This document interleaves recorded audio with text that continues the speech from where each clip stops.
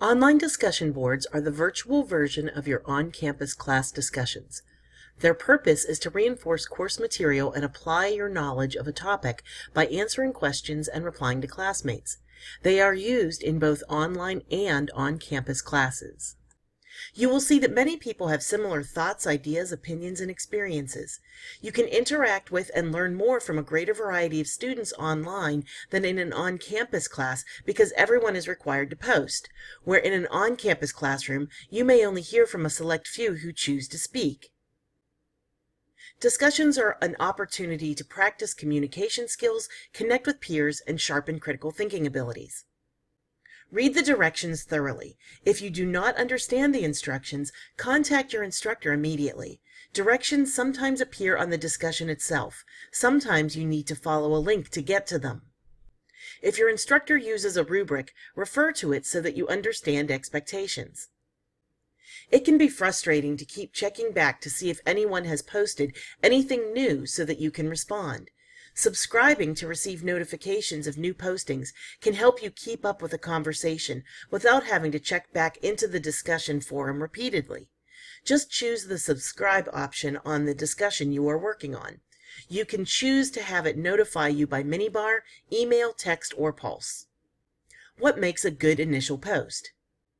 Put your name and a title in the subject line. This helps with replies later.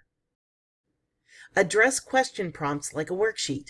Unless directed not to, copy and paste, then add your answers. That way you avoid missing questions and your instructor easily sees that you answered everything. You can bold or color code responses to make them stick out.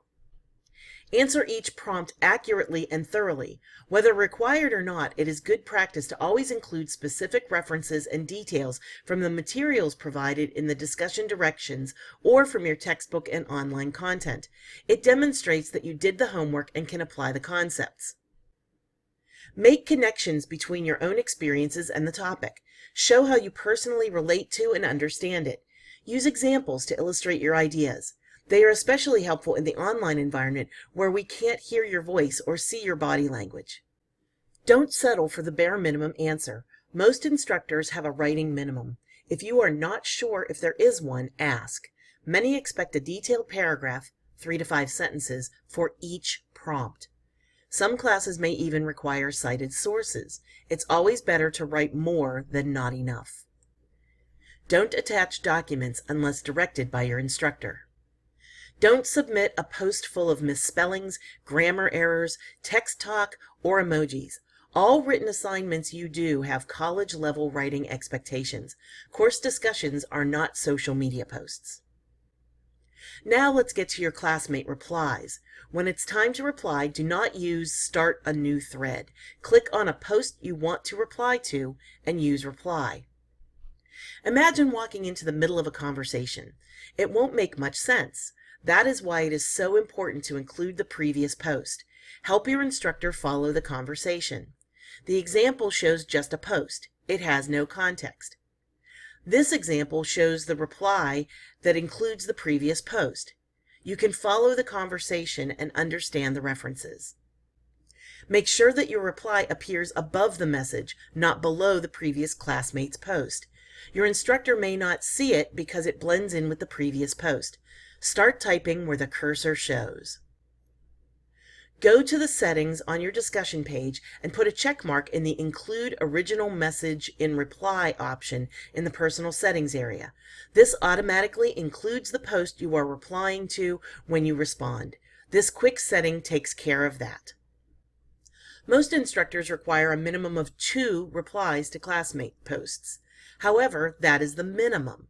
Avoid the hit and run. You post, you make your mandatory 2 replies, and never go back. Check back to see how people replied to your post. Reply to more than 2 classmates. Make it a habit to go back and read through classmates' posts and interact with them, just like a conversation in a classroom setting. You learn more by reading the full conversation. What exactly should be in your replies? Include your classmate's name. It makes the virtual arena a little less isolated. Bob, I've had a similar experience. Perhaps you could try this. Replies should be detailed and descriptive. Address your classmates' statements head-on. Direct your comments at the substance of the post. Focus on details they shared and how you can dig deeper into what was said. Expand on your classmates' ideas. Discuss a different point of view, share commonalities between the two of you, or even share suggestions or advice related to their situation when appropriate. Always be respectful and professional in your replies. Remember, you are not the instructor, so you should not be grading your classmates' post. Avoid feedback such as you didn't answer the prompt, or you didn't really explain what you meant, or other comments that relate to the quality of the post versus the ideas behind the content of the post.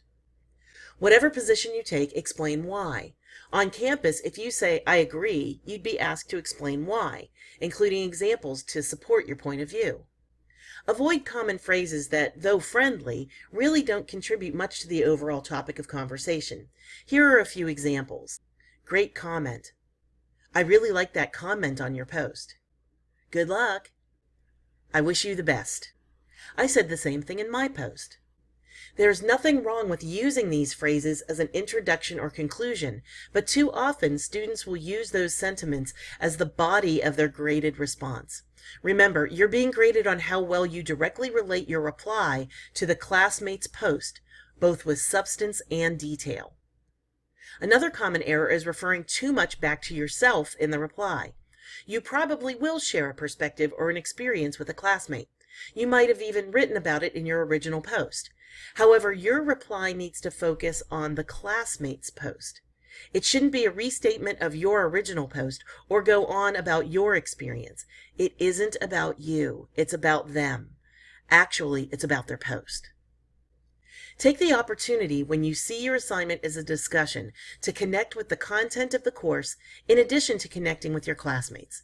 If you follow the advice laid out here, you should score well on both your initial post and replies for discussions in this class and future classes.